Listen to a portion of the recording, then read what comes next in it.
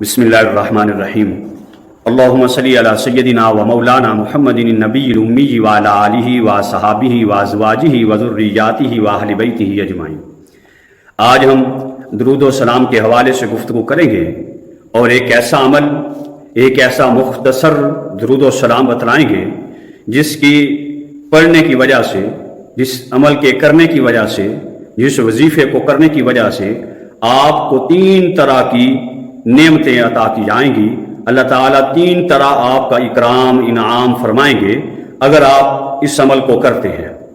یہ عمل نہایت ہی مجرب عمل ہے اور بزرگان دین کا آزمودہ عمل ہے، اور ایک ایسا وظیفہ ہے، ایسا ورد ہے کہ جس کا حکم خود خالق کائنات نے ارشاد فرمایا ہے قرآن کریم میں، ان اللہ و ملائکتہ یصلون علی النبی یا ایھا الذین آمنوا صلوا علیہ وسلموا تسلیما، صلی اللہ علی النبی الکریم۔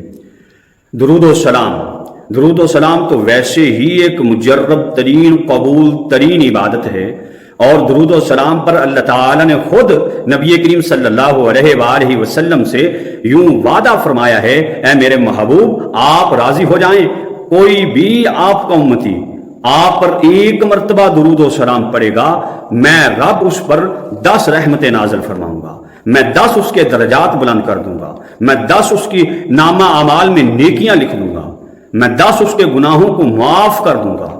یہ درود و سلام پڑھنے کی فضیلت ہے، اور خود نبی کریم صلی اللہ علیہ وآلہ وسلم کی ذات نے ارشاد فرمایا کہ مجھ پر کثرت سے درود و سلام پڑھا کرو۔ درود و سلام ہر مشکل ترین جتنی بھی مصیبتیں، درود و سلام جتنی بھی مصیبتیں ہیں، پریشانیاں ہیں، تکلیفیں ہیں، ان کا مجرب ترین حل یہی ہے کہ کثرت سے پیارے آقا صلی اللہ علیہ وآلہ وسلم کی ذات اقدس پر درود و سلام پڑھا جائے۔ محمد بن مالک رحمۃ اللہ علیہ فرماتے ہیں، میں پڑھنے کے لیے، قرآن کریم کی تعلیم حاصل کرنے کے لیے بغداد میں گیا۔ بغداد میں قاری ابو بکر، شیخ ابو بکر بن مجاہد رحمۃ اللہ علیہ، محمد بن مالک فرماتے ہیں میں پڑھنے کے لیے بغداد میں گیا، محمد ابو بکر بن مجاہد رحمۃ اللہ علیہ کی مجلس میں، ان کے درس میں، ان کے حلقے میں پڑھنے کے لیے گیا۔ ہم لوگ وہاں بیٹھے ہوئے تھے اور ایک مجمع تھا، اور شیخ ابو بکر بن مجاہد رحمۃ اللہ علیہ ہمیں پڑھا رہے تھے۔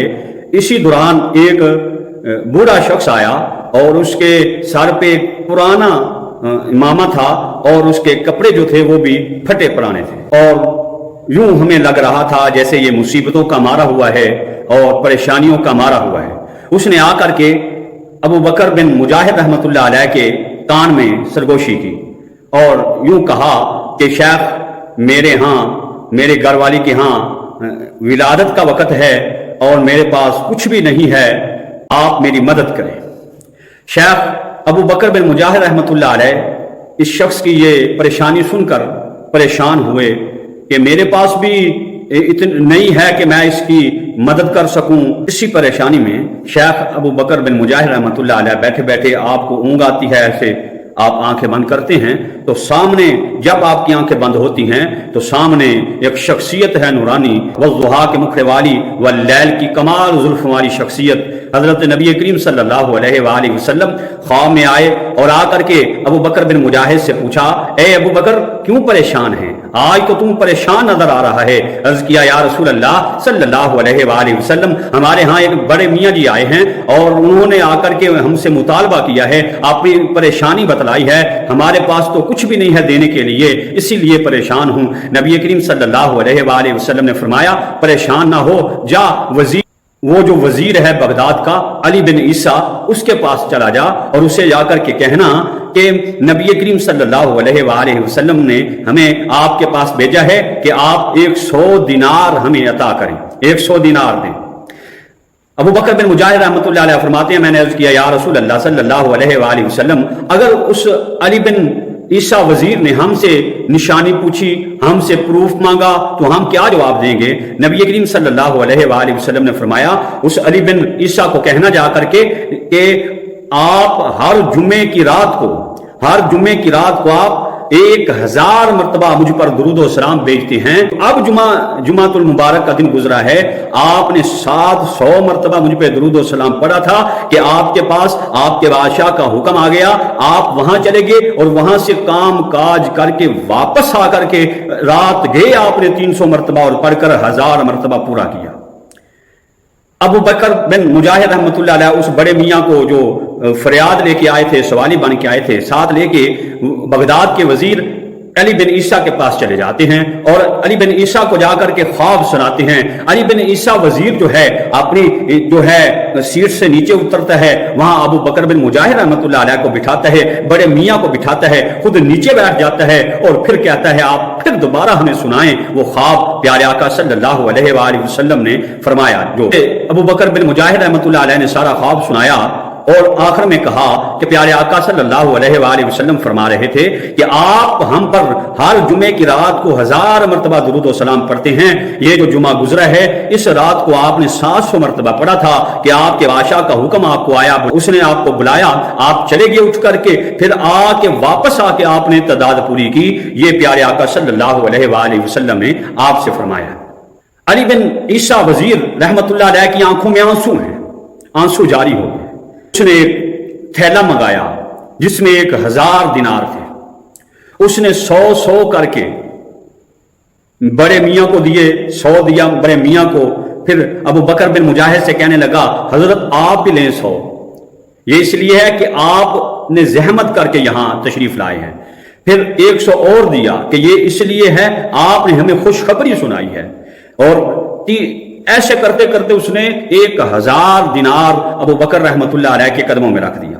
ابو بکر بن مجاہد کہتے ہیں ہم نے اس سے کہا کہ بھائی پیارے آقا صلی اللہ علیہ وآلہ وسلم نے فرمایا جاؤ اس علی بن عیسیٰ وزیر کے پاس 100 دینار لے کے آؤ. 100 دینار، ہم 100 سے زائد نہیں کھڑیں گے. حضرت ابو بکر بن مجاہد رحمت اللہ علیہ 100 درہم لے کر کے واپس چلے آئے اور بڑے میاں کو وہ 100 دینار دیے.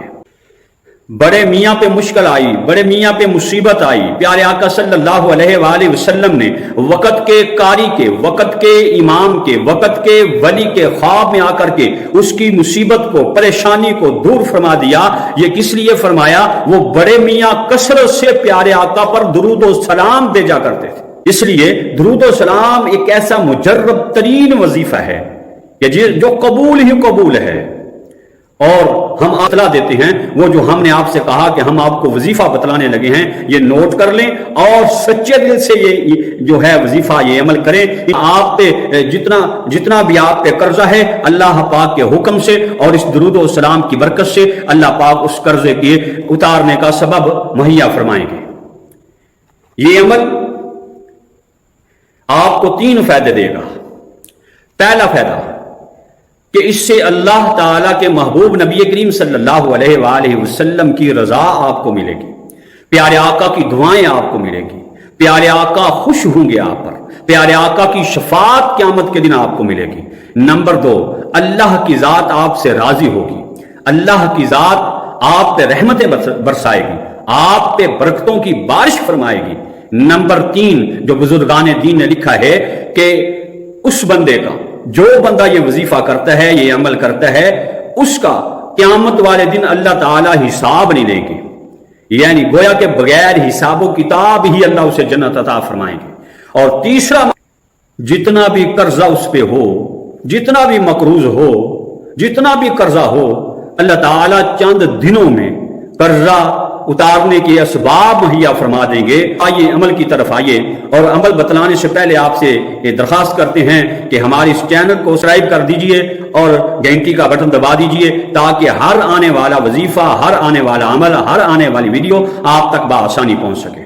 آپ نے ظہر کی نماز ادا کر کے، ظہر کے 4 فرض ادا کر کے، فرضوں کے بعد 2 سنن پڑھ کے، سنن کے بعد آپ نے 2 نفل پڑھنے ہیں. 2 نفل پڑھ کے آپ نے جہاں پر نفل ادا کیے ہیں اسی جگہ بیٹھے رہنا ہے اور 100 مرتبہ یہ درود و سلام پڑھنا ہے. یہ مختصر درود ہے، اسکرین پہ بھی آپ کو نظر آ رہا ہوگا.